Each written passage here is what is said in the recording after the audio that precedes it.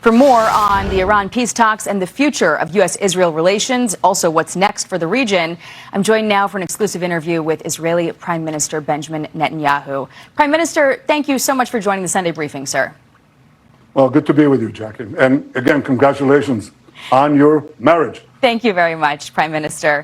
I want to jump right in. Your relationship with the U.S. president has faced some recent tests over Iran, but you shared a very warm call marking the 250th birthday of this country.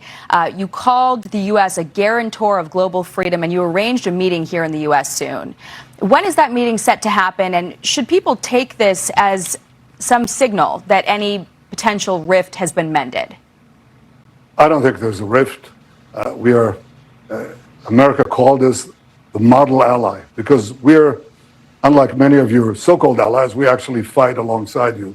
Our brave soldiers and your brave soldiers fight shoulder to shoulder. I think America has no greater ally than Israel, and Israel has no greater ally than the United States. Now, let me tell you this.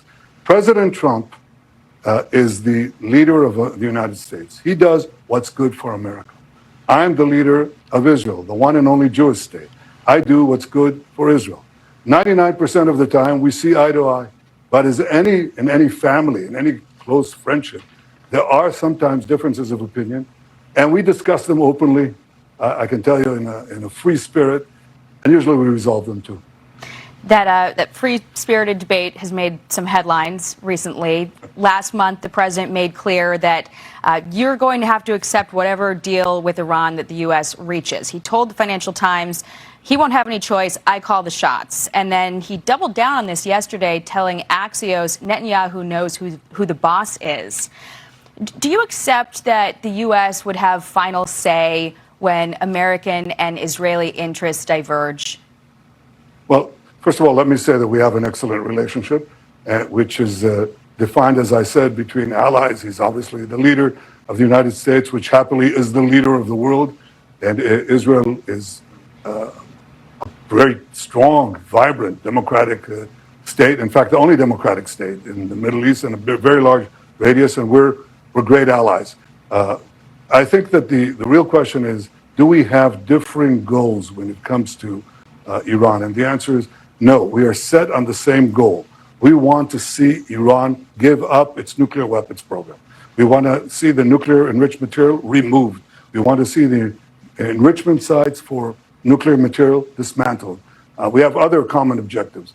And President Trump believes that after the battering that the two of us, Israel and the United States and Israel, gave to Iran, he thinks that he can generate enough leeway, enough pressure through the negotiations to get these goals achieved. And we respect that, and I hope he succeeds. But I can tell you this, deal or no deal, as long as I'm Prime Minister, Iran will not have nuclear weapons. On this memorandum of understanding you're referring to, in the meantime, Iran has been doubling down on its intention to charge tolls in the Strait of Hormuz. They've been cashing in on the 60-day sanctions waiver. And according to the Institute for the Study of War, they've also been fortifying tunnel entrances at some of the nuclear sites and reconstituting their defenses. Many of your supporters have argued that Iran came out ahead in this negotiation. The regime is still in power. There are key elements of the nuclear program that are still intact. And the waiver could reportedly generate billions for the regime over these 60 days. The president reportedly has told aides he is okay if these talks blow past the August 18th deadline for a nuclear agreement. Are you okay with that? Look, did you ever go to the opera? I mean, I'm not a big opera fan, but when I came to the opera the first time, they gave me the cliche. It's not over until the fat lady sings. And you know what? It was over after she sang in that particular concert. I would say it's not over. I would judge it when it's over. But as I said, I think the most important thing is that we have a common goal. And that means Iran cannot have nuclear weapons or the capacity to make nuclear weapons. There are other goals as well. And I think we've been very lucky that President Trump is leading the United States, leading the free world in this common effort. And believe me, if I have things that I want to point out to him and bring my own opinions, I do so in a free way. And when he has things he wants to tell me, he does that in a free way too. That's what friends and allies do with each other. Your defense minister indicated that Israel is prepping a unilateral strike package for Iran. First of all, is that true? But second, would carrying that out be more politically difficult if you chose to go there after the vice president said this? Listen here. Donald J. Trump is the only head of state in the entire world who is sympathetic to the nation of Israel at this moment in time. And he happens to be the head of state of the world superpower. If I was in the cabinet of the Israeli government, I might not be attacking the only powerful ally that I have anywhere left in the entire world. What was your reaction when you heard that? First of all, I respect J.D. Vance. We have a very good relationship, but doesn't mean that I agree with everything that he says. And I have to point out this. Donald Trump is the greatest friend we ever had in the White House. And I stand by that completely. Secondly, we have some other friends, like a small country called India. You know, it has 1.4 billion people.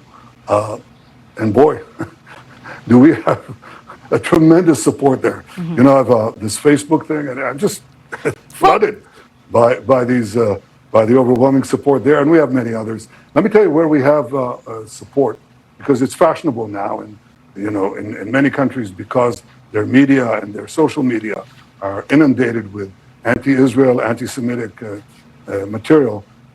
Many leaders, you know, call me up and say, "Hey, look, I've got this problem with public opinion, but I want you to know we respect you, and can we make some deals, and can you teach us some of the things that your military does, and can we have some of your AI and cyber expertise?" You know, Israel is the number 2 country in cyber in the world, and our technology is absurd. I mean, it's so good. The relations are not quite as they appear, and we have many friends, and I have to tell you, we also take care of our friends, especially the Christians in the Middle East.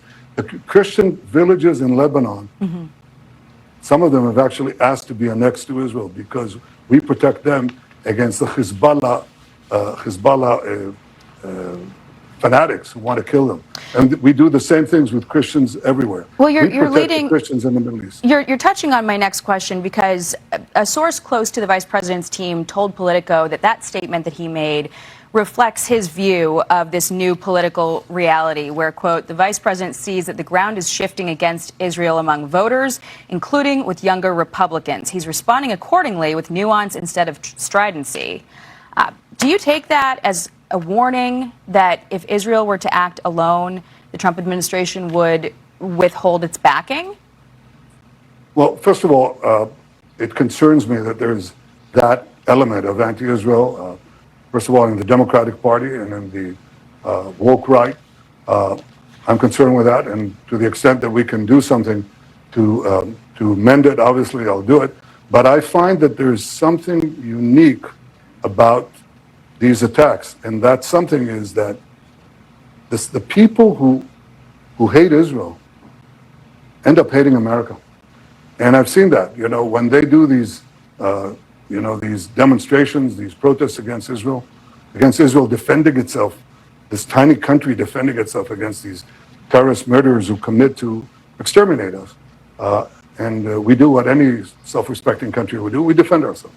But when they do the protests, they burn Israeli flags, and very often, right next to them, they burn American flags. Mm-hmm. But when those Americans who support Israel, non-Jews and Jews alike, when they do a demonstration to support Israel, they wave the Israeli flag and they wave the American flag. So I think there's a process taking place inside America, which you probably know better than me, of questioning America's traditional values and going to many places that I think challenge not only our alliance, but they challenge the traditional values that form the basis of each of our countries. And I hope that's not something that is going to proceed. I hope America changes direction. That's really what I hope to see. And you're touching on this growing trend of anti-Semitism, especially among young people, and I'm going to ask you about that next. But just to put a pin in this piece of the conversation, you know, what do you say to critics who argue that Israel has embraced sort of a permanent state of war and that there's not really an end game here? Because they point to places like Gaza and say that Hamas, is still in power. They haven't laid down their arms. What do you say to those critics who accuse Israel of being in a permanent state of war? Oh, we're not in a permanent state of war. I myself, with President Trump, we brought forth 4 peace deals. That's what we did. It's the Abraham Accords. And I believe with the weakening of Iran, which has been achieved by our common action, our common military action, I think we're going to get more because countries would like to align with us and to protect their future and also their prosperity. Israel is a powerhouse. I mean, it's an engine of innovation, of AI, of quantum, of just of everything. So I don't see that. But I'll tell you one thing. I think that the Lebanon deal has shown that we have more cards to play. Okay. Lebanon would like to free itself of Hezbollah, these Hezbollah terrorists who are, making their life miserable. And it's not only the Christians in Lebanon who ask for our protection. It's the Druze, it's Muslims, the Sunni Muslims, and quite a few of the Shiite Muslims too. Okay. So they'd like to free Lebanon. I hope we can get more peace deals. And I can tell you, if you want to have peace, you better be able to protect yourself against those who want to annihilate you. We do that. But in defending ourselves, we're defending our common civilization, the people who chant death to America. Last point, Jackie. In the funeral of Khamenei, which was held yesterday, they chanted, the Iranians, including the organizers, they not only chanted death to America, they said, kill Trump.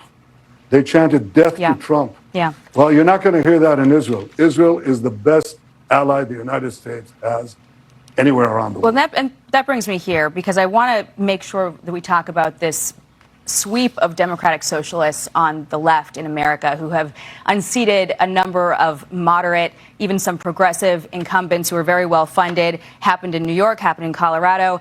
And for many of these candidates, Israel's becoming their purity test. Listen to this. It breaks my heart. Someone who wrote good legislation for queers is so terrible. Gaza. So that was California State Senator Scott Wiener, Jewish Democrat. He's called the war in Gaza a genocide. He opposes U.S. funding for Israel, and he was driven out of the annual trans rally by activists raging about his Zionist handlers. And then you've got Congressman Dan Goldman, also Jewish. He just lost his primary over his ties to AIPAC, despite being one of your most vocal critics. So what do you think is happening here in America?